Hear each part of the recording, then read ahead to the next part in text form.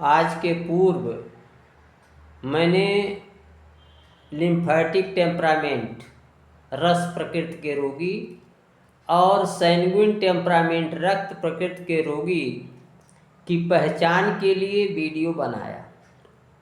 आज हम आपको इस वीडियो में मिक्स टेम्परामेंट, नर्वस टेम्परामेंट और बाइलियस टेम्परामेंट के बारे में बताएंगे।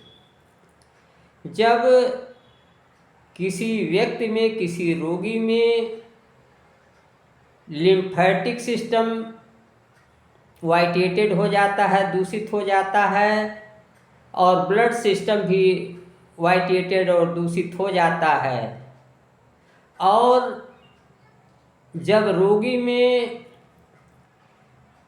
लिम्फेटिक और सैंग्विन दोनों टेम्परामेंट के लक्षण पाए जाते हैं, तो ऐसे रोगी को हम मिक्स टेम्परामेंट का रोगी कहते हैं। यानी कुछ लक्षण जो है लिम्फेटिक टेम्परामेंट के और कुछ लक्षण जो है वो सैंग्विन टेम्परामेंट के, दोनों के जब मिले जुले रूप होते हैं, लिम्फेटिक और सैंग्विन, रक्त और रस, दोनों प्रकृतियां जब मिली जुली होती हैं तो उसको मिक्स टेम्परामेंट कहते हैं।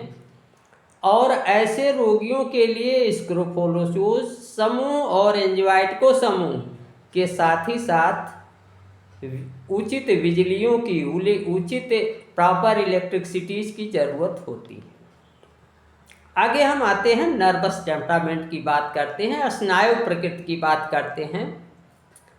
स्नायु प्रकृति का जो रोगी है उसकी त्वचा नाजुक होती है। यानी अगर किसी की त्वचा नाजुक है, उसकी मसल्स सॉफ्ट है, मुलायम है, और थ्रेडी और फ्रीक्वेंट पल्स है, उसकी नाड़ी जो है तेज चल रही है और महीन है, और साथ ही साथ जो उसके हेयर्स होंगे, बाल होंगे, वो भी महीन होंगे।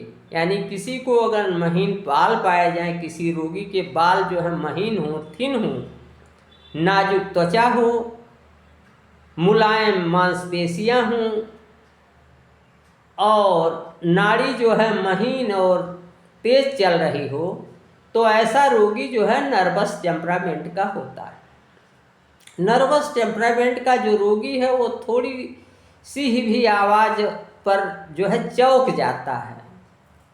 तो ऐसे जो रोगी हैं जो नर्वस टेम्परामेंट के हैं, ऐसे रोगियों के लिए जो है वो एंजाइटिको समूह की औषधियाँ यानी A3, S1, F1 और WE, ये नर्वस टेम्परामेंट वालों की औषधियाँ। अगला टेम्परामेंट है बाइलियस टेम्परामेंट।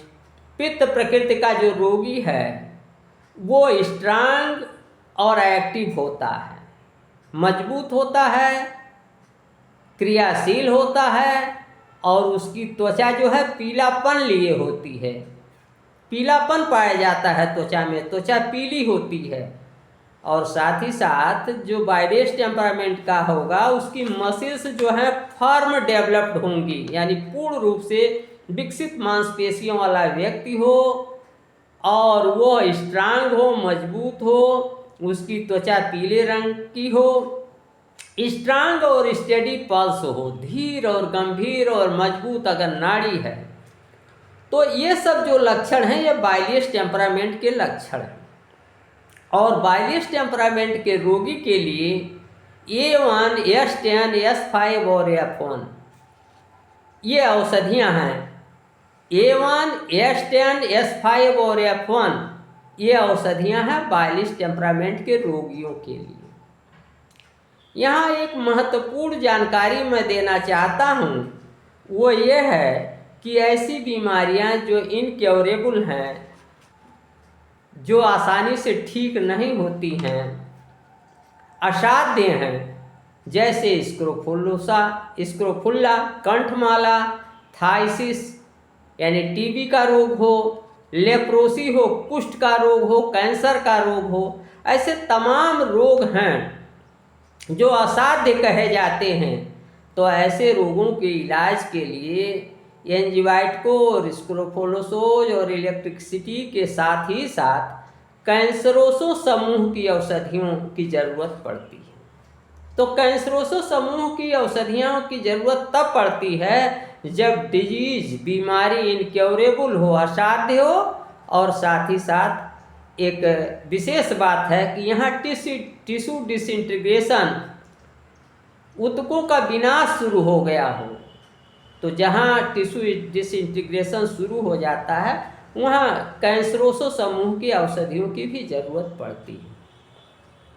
तो इस तरीके से मैंने आपको mix temperament, nervous temperament, bilious temperament की जानकारी दिया और यह भी बताया कि कैंसरोसो श्रेणी की औषधियों की ज़रूरत तब पड़ती है जब टिश्यू डिसइंटीग्रेशन शुरू हो जाता है, ऊतकों का विनाश शुरू हो जाता है और बीमारियां असाध्य होती हैं।